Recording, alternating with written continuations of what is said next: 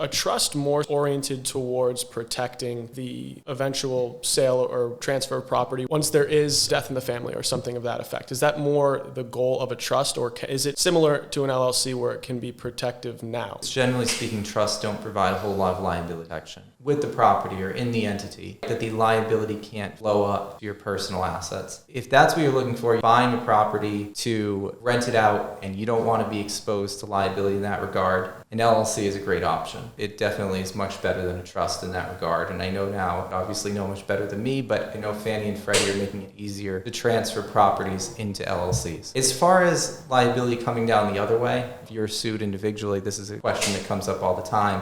Which one is going to provide liability protection? In Massachusetts, it's almost neither. If you're sued individually, they can definitely come after an LLC interest in any state. And in Massachusetts, we really hard, even with a trust, to protect your assets if you're sued individually. In some other states, there are so-called domestic asset protection trusts. They can provide a layer of liability protection in the event that you're sued individually. They can't necessarily come after the assets in that trust, but in Massachusetts, we don't recognize them yet. So that's kind of difficult. Usually with trusts, our main focus is definitely on probate avoidance, getting assets to the next person in line that you want them to go to in the event of your death or even in the event of your incapacity.